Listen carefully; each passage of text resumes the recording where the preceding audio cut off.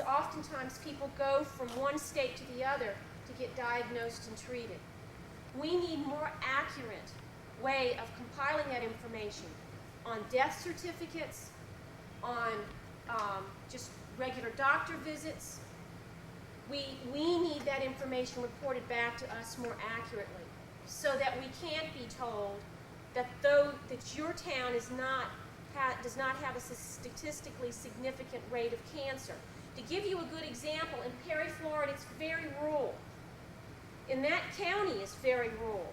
Everybody goes from that county to the next county to get cancer treatment. They die usually in the hospitals in the next county and or get diagnosed for cancer. So the next county has a very high cancer rate. Their county does not. So what is ATSDR going to do? They're going to go in there, they've already said this, they're going to go in there, they're going to count the cancers in this little teeny rural town, then they're going to compare it to that county's cancer rate. What are they going to find? Nothing. It's an inconclusive study. But they are going to compare it to the next county's cancer rate, which is sky high. Why? Because everybody is coming to that county to get diagnosed, treated, or dying from cancer. Our system is bad on how we deal with finding lupus, cancer, and chronic diseases. And the other problem is that many poor people don't go and get help. They're even left totally out of the system, out of the whole loop. We need better health care so that even the person who has no money at all can be counted if they have a terminal disease. So just studying cancer is not the word, not what we need to do. And no matter who comes out with a study, the opposition is going to come out with something else. We got to quit the battles. State employees under OSHA. I know a lot of state employees who wish they were not under OSHA or feel that OSHA is a waste, is a total waste. So I think that might be left up to debate. Bill, what do you say? And ma'am, what do you say about that? After that incident at the State Department of Natural Resources, I called OSHA and asked them about their involvement, and they would investigate. And they told me that they had no regulation over the states, that the states were supposed to police themselves. Well, it's very ironic that the State Office of Risk Management under the Division Administration is the agency that is responsible for the safety in the workplace and that is responsible for workers' compensation. So it's been over 4 years now since we filed our claims for workers' comp, and we still have not received anything for our medical. Well, OSHA, I can tell you, most of the time when OSHA's about ready to come, the company cleans its act up, gives its workers masks. OSHA's always tipped off. The company is always tipped off when OSHA's going to be there. I've had reportings from ex-OSHA workers that they get bought off with cases of beer, bourbon, and whatever else the company can pay them. OSHA really does not have the motivation, just like all the other federal agencies, to find out what's wrong and do something about it. And in many cases, they come in, they look at it, they say, well, you need to clean this up and this up, but they never come back. And company goes back to doing just exactly what they did before. So just because they're OSHA doesn't mean that they're going to do a good job. What we need to do, like what we saw in the film, is you've got to be the watchdog and you've got to make OSHA work. If OSHA's going to work, we've got to make them work. If ATSDR is going to work, we've got to make them work. Yes, Bill? You're sort of both. My experience is that you're both right. You need OSHA coverage, and OSHA doesn't work. There's a big OSHA reform bill supposed to go before Congress, which would mandate worker involvement in safety so that you wouldn't get fired immediately for complaining. We checked in Louisiana 2 years ago, and nobody who filed an OSHA complaint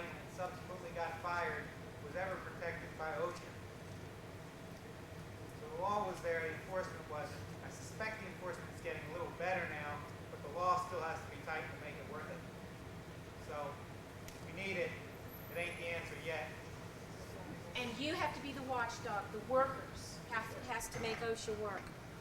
Freedom of information on pesticide use. Who brought that up? Explain what you'd like to see in that. Well, I don't know if it's changed yet, but I called over the spring on the other side of my ball barn fence, and I want to have my children play outside, so I called and I said, what are they using? And I was telling them the freedom of information while they didn't have to tell me. But I did call, I think I called DEQ to call somebody else and called me back, and I went to Grapevine, and they were very cooperative in telling me on how I was outside, wash your eyes, I wash babies' eyes, I call back, you know. But the thing is, we should know before they spray. I've had neighbors that I've gone to who are willing to tell me before they spray so I can get it inside. But you shouldn't have to call us neighbor at every corner and ask, you know, put you on the list. I should be able to know what they are spraying when I make that phone call and something like that. Jerry? There's a double-edged problem there with knowing. One is you should be able to know, theoretically, I think you should be able to get information about active ingredient that is being utilized. What is usually claimed as a trade secret and protected by the existing pesticide law are the so-called inert ingredients in pesticides, which may constitute as much as 95% of that pesticide ingredient. So in federal law, you can't get full information about what has been sprayed. You look on a can of Raid or some of the other pesticides, and you'll see the names of an active ingredient, and then you'll see inert ingredients. It won't tell you exactly what those That's are. okay, the farming community, if you gave us the name, we'd know, wouldn't you, Ronnie? Yeah.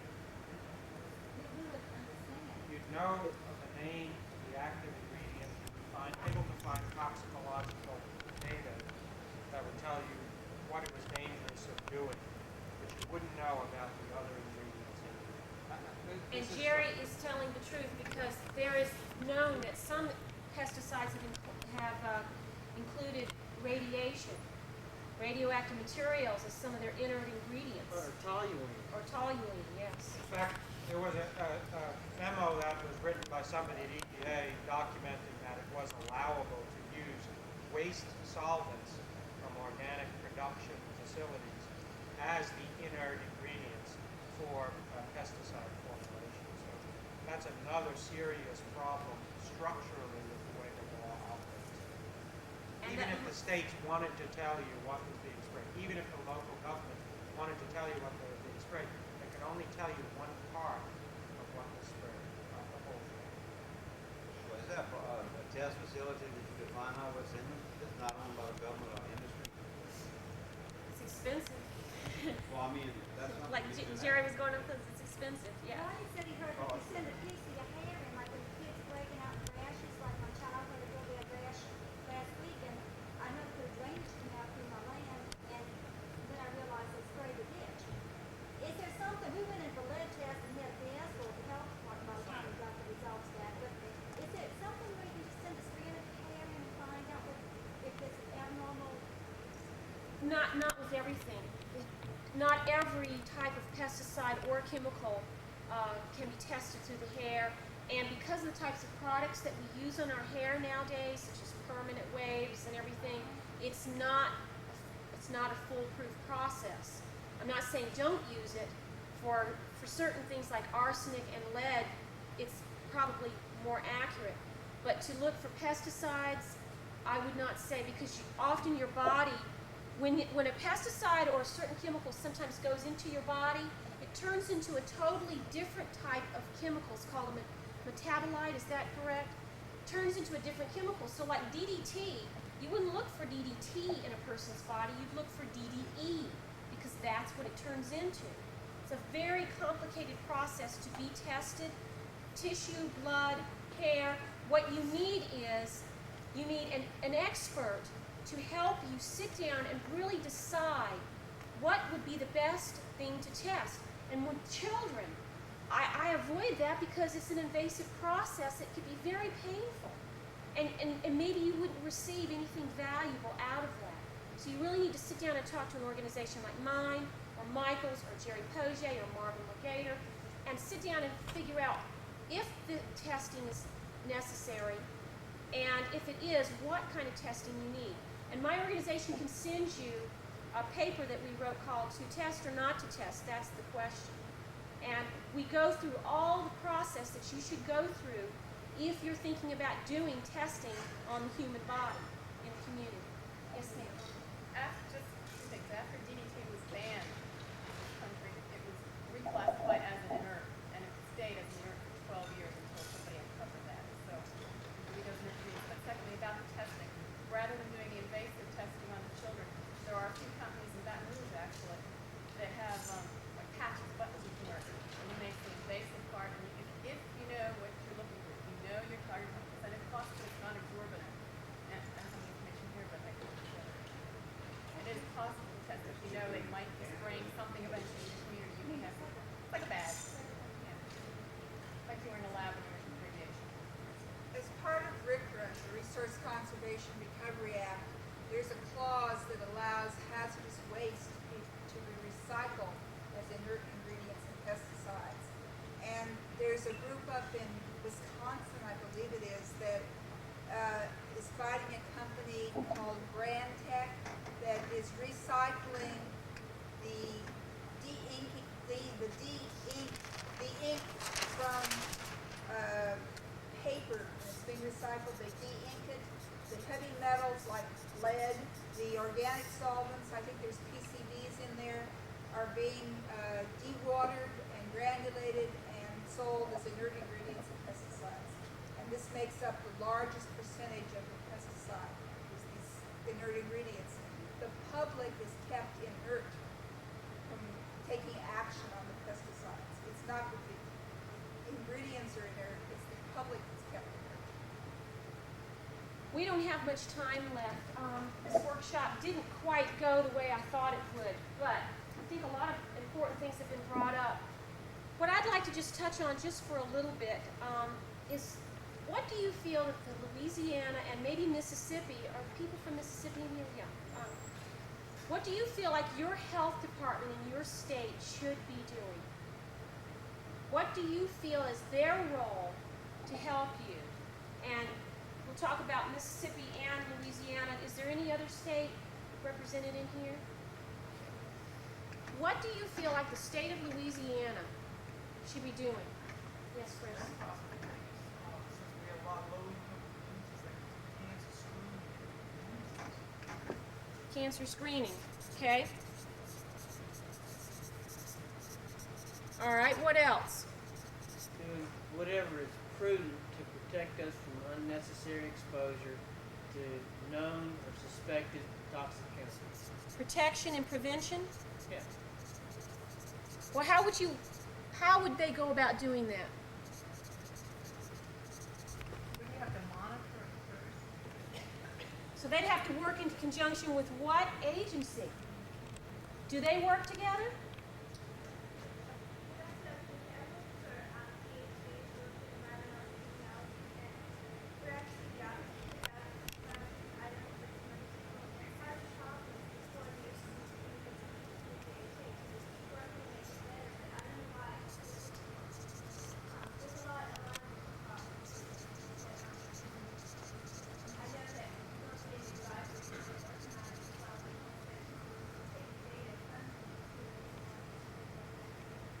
So somehow the people in Louisiana should be talking about how to force these agencies to work together to protect you.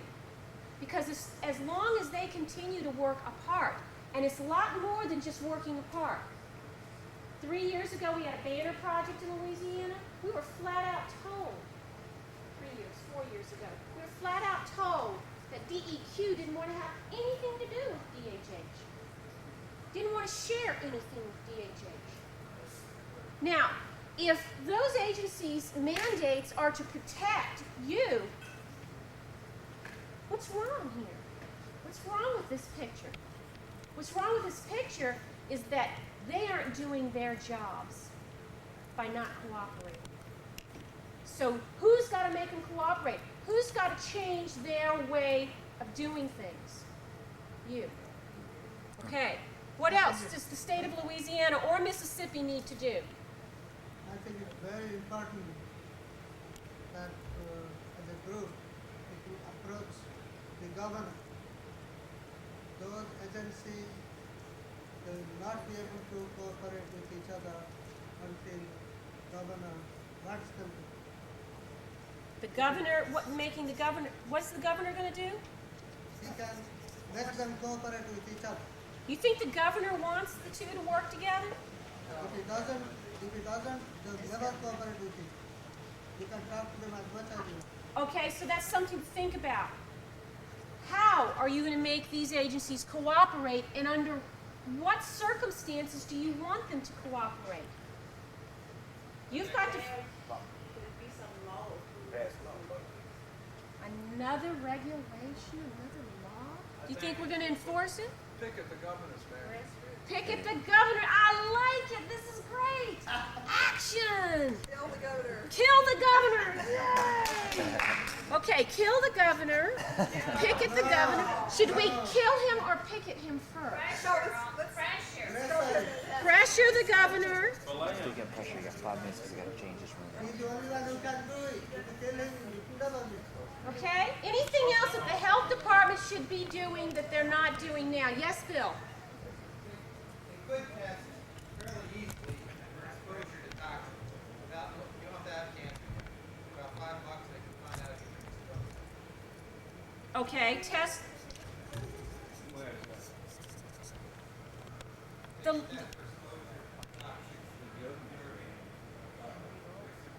you mean a neurological test? Neurological testing? The health department, let me ask you, ma'am, how well is the budget of the health department doing right now? Yeah. Taking a lot of cuts. Now, in order for them to do any of these things, what does it take? Money. In order for them to do anything that they're going to do here well, what does it take? Money and people. People. Okay. So those are the bottom lines. And also, the last one, the political will. Now, where's the political will going to come from? Voter box.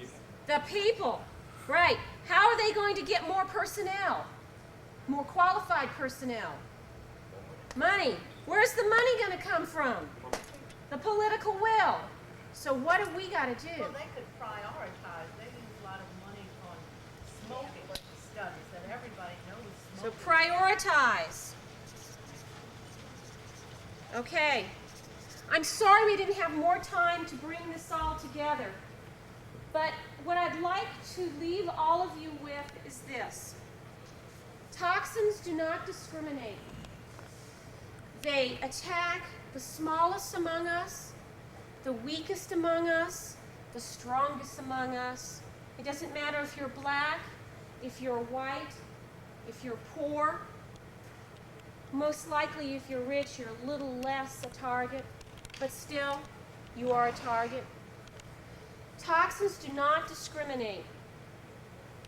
And so therefore, we must always be vigilant and watchful about everything that we do in this movement to be inclusive of everybody. We can't fight among ourselves. We must be united. We can't separate the professionals out and say they have no use in this movement, because they do. We've got to bring everybody together and work together as a team, because if we don't, they're going to take over. They're going to continue to kill our children. And they are going to be the ones that will inherit the earth, not us.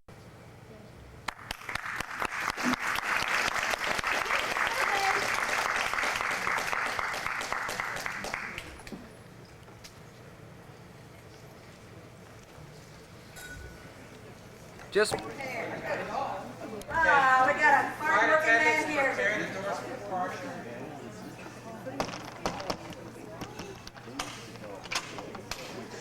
Lock and load. Okay, we got the doors locked, you can't leave and nobody can come in. How about that? That's how you get a captive audience. Flo Dawson, member of our board, will be making an introduction.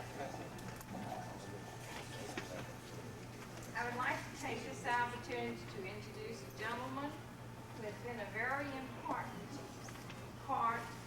individual who has worked and helped our people in Louisiana. He first came to Louisiana in 1986 with CCHW to help organize Lean, which you are here today with us to share and learn about our environmental problems and solutions. He is truly a good friend and has been truly a building block in the environmental movement in Louisiana. Welcome, Will Collette, who is Washington and with the representative with Citizens Coal Council of Western Organizations for Resources. Will Collette.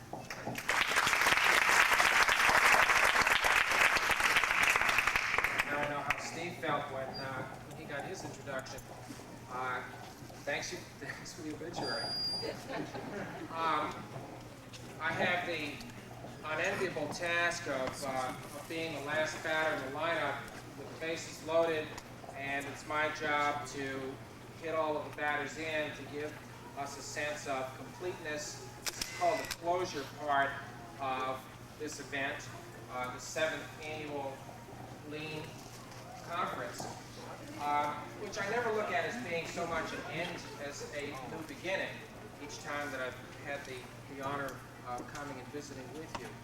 And I've been at them all, as have several of you here. Ann Williams and I were talking about the Lean conferences over the years last night, and Ann was remarking that when she came to the very first one, she sat in a workshop that Linda King was facilitating, and Linda was running through all of the various things that a grassroots leader can do and needs to do in order to fight to win. And Ann was saying that she left that session with a pounding headache and the conviction that it was absolutely ridiculous, in fact, probably impossible for her or anybody else to do all of the things on that list.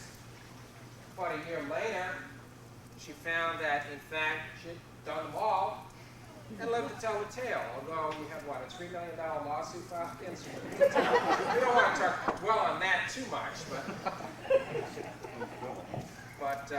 it is about living, not only living to tell the tale, but also leaving a trail of defeated opponents in your wake. And like many people in this room, have made their mark on not just this state but on this country. I have an assistant. I've asked to do an encore because a lot of people were expressing concern that she had suffered a terrible birth defect and didn't have arms,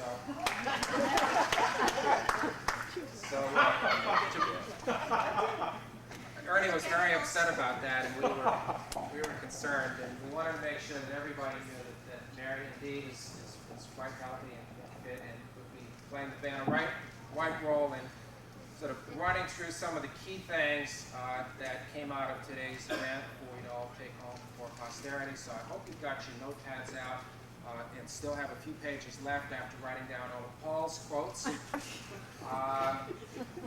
for some things to take back to the folks back home.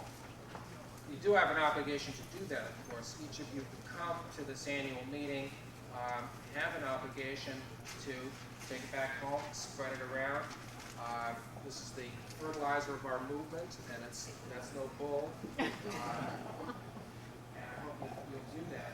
In our session this morning, we talked a lot about the nuts and bolts of organizing. I don't know what happened as much in Mike's session, although it's real clear to me that the essential issue of do we have a right to be pissed off when somebody pisses on us was one of the key elements that came out of that session. And I want to make sure that point is reflected in the official record of the conference. In our workshop, we talked a lot about power, and that it's a real central point to what we're about, that if we want justice, but we want justice without struggle, we have to accept the fact that that's like a farmer who wants crops without planting the ground. This work that we do is not without its cost, that we have got to expect that we will engage in conflict, that this is not going to be easy, that it is going to be a struggle. Bill, do you have your hand up? Or you just stretch it? Jesse. Okay. You want to? Oh, okay. You want to say something? Oh, you talking to me? Yeah. No. You got me faked out with your hand up like that. See, I'm trying to be a responsive facilitator. I see a hand up. The responsiveness part of the program. Let's look at the next one. Thank you, man. Is there an X? No, it's fine. One of the things we talked about this morning was that the essence of organizing is going over the same stuff over and over again, oftentimes with the same people. That the essence of organizing is reminding, and that point I think was hammered home by the very able organizing job that was done around the rapid response lean program that's in effect. Do you want to make one more pitch for that? Yeah, I did. I told Mary Lee I needed just one more second. If you hadn't turned this in, what this enables us to do is to call you back during the legislative session or any other time to talk to you about talking to your legislators and reminding them and bugging them about the issues that we're talking about today. And it's an exercise in making you either remember who they are or us helping you figure it out. And if it's a blank here who your state legislators are, we'll look it up and let you know. And then we need you to be helpful and cooperative when we call you during the crunch and be willing to take a little time and make some calls or some phone or write some letters to them. So bring it to me before you leave, please. Thank you. And if ever there was an example that the essence of organizing is reminding, that's it. That's how the job gets done. You don't take no for an answer until they actually start hitting you. That's the way I try to practice the trade. The next one. I was especially moved, not just by Mary's plight, but also by Zach's presentation at lunch about his SLAP suit, strategic lawsuit against public participation.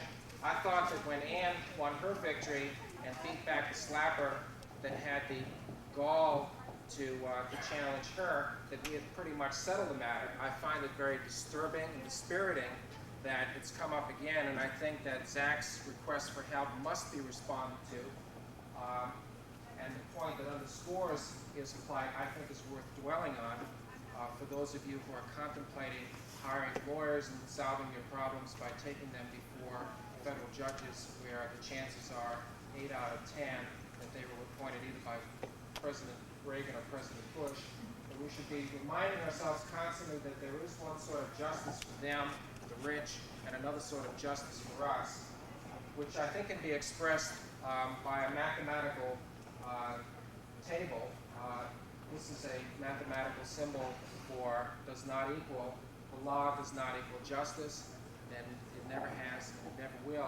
My office back in Washington is right next to the U.S. Supreme Court, and engraved across the top of the Supreme Court is the slogan, equal justice under law. And there are actually some people who get like a warm and fuzzy feeling when they see that. I see tourists, standing in front of the U.S. Supreme Court and they're taking pictures of the slogan like it really is a significant thing. There's a philosopher who once said that equal justice under law means that both the rich and the poor are forbidden to steal bread and sleep on the bridges.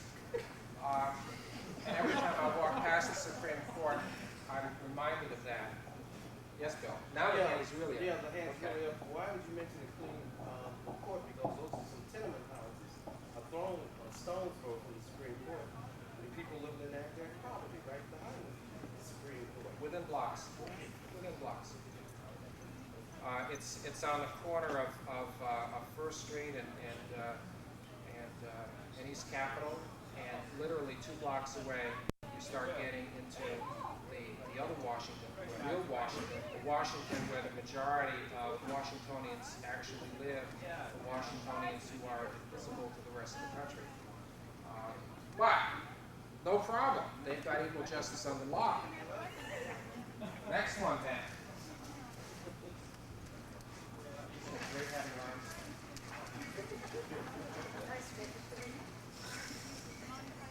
friends from the United Farm Workers underscore the issue of, and Steve Cochran too, about this new politics that we're dealing with. I mean, I'm in Washington. I've been there for a long time, too long, many would argue, including myself. And isn't it wonderful that we got these new Clinton folks, and we got one-term Bob in the White House, and we got Al Gore running around pretending like he's an environmentalist. And, you know, isn't this a wonderful world of change? And shouldn't we all now spend all of our time trying to get Washington to clean up its act? Well, yes and no. There are certainly some very rare opportunities that are staring us in the face to cash in on a once-in-a-generation shift in politics. And it is very true that right now, in this very small moment in history, there are some opportunities to translate things we've been fighting for a long time into some, at least on paper, public policy changes. And you know, my attitude about that is, why not cash in on opportunities when they present themselves, especially when it only happens like every 16 years, where there's this kind of a shift. And yes, indeed, we have access. There's a lot of talk in Washington about access, and I go to these meetings and people get all excited because now you can get a meeting with somebody who's got a fancy title next to their name, and at least in theory, some power to make public policy changes. But I think Steve made it very clear when he said, well, I can certainly take your phone calls, and I can certainly maybe find out who within this 20,000 person bureaucracy might have some responsibility to do with it. But as we've seen from the behavior of Carol Browner, the new, quote, environmentalist head of EPA, access is a very, very different beast than action. And we've seen scant little of that from this administration so far. Part of it having to do with them not having their act together, but an even larger part having to do with the very fact that this government was not invented by us, but it was invented by very different interests than we do. What I liked about what Steve said, and something that I think we ought to focus on a little bit and think about when we go back home, is that there is an opportunity for us to think about new ways of working with good, like-minded people inside of the agencies we're fighting. What we found out in the past year and a half in one of the organizations I work for, the Citizens Code Council, is that approximately half of the agency regulators, the enforcers, the inspectors within the Office of Surface Mining, are really good, decent people who'd love to go out there and bust some coal operators, who'd like to write the tickets, who'd like to issue the violations. But for the past 12 years plus, they've had an entrenched bureaucracy with its foot on their necks that's kept them from getting their jobs done.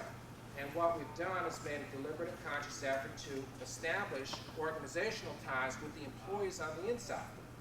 One of the things I'm hoping we might be able to pull off with several of the key agencies is actually infiltrate the rank and file workers and get them to help us switch. And I think we have an opportunity once this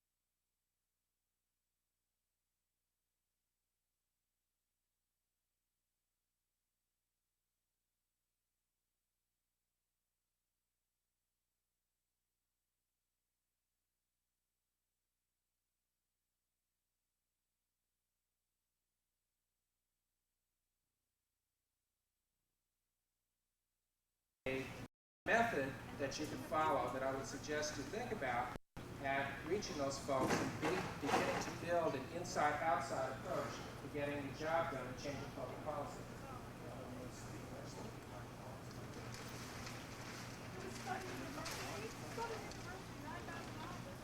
I haven't heard Paul's rap in a couple of years, and I'm glad that I came in and sat through it, even though I've heard Paul more times than I'd like to think. Where are you, Paul? But what I especially loved about Paul's newest public presentation is the way that he's taken the issue of connectedness, the fact that there's more to the work that faces us, the challenges that face us than our immediate backyard issues, and given it the kind of life and zest that is so uniquely Dr. Paul Collette. There is much more to environmental justice than that backyard dump, that incinerator, that discharging plant, that issue that motivated you to first get involved, although for very good reasons, you have a right to have that at the top of your priority list. There is in fact, however, though, such an amazingly wondrous and complex weave of interconnectedness that we can't ignore the fact that there are so many issues that, like people, are completely interconnected. Zach's position when he asked you for help, I think bears repeating, that if we let it happen to any one of us, if we stand by when we could have helped, when we had the means to do something to help, if we stand silently by, we're setting ourselves up to be the next victims. It's not just that vision is the right thing to do. I think Zach made a very strong argument for why it is practical, sensible, logical, and in our self-interest to look for ways to back each other up. Because the plain fact is, we need each other. Let's do the next one. Almost done.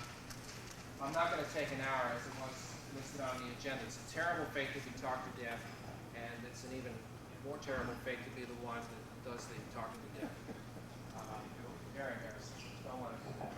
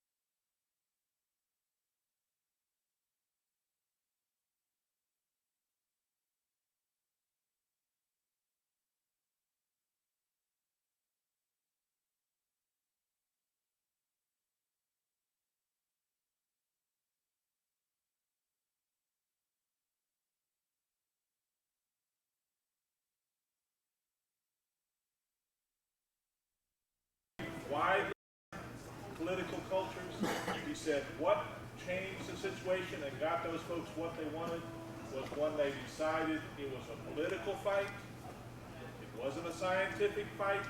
It wasn't a moral, it is moral, but when they figured out it was a political battle, they were able to turn the table. We don't like to talk about politics. Politics is dirty.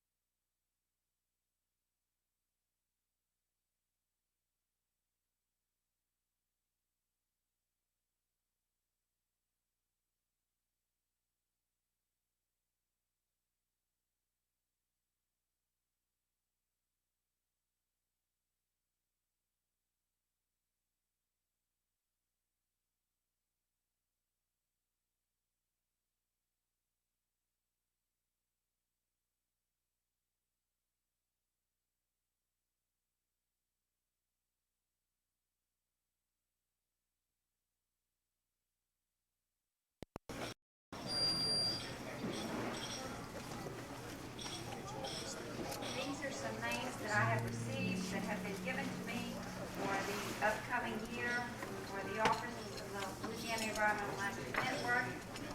I will read these names out, and while I am doing so, I'd like you to search and decide if you might not be interested in doing so.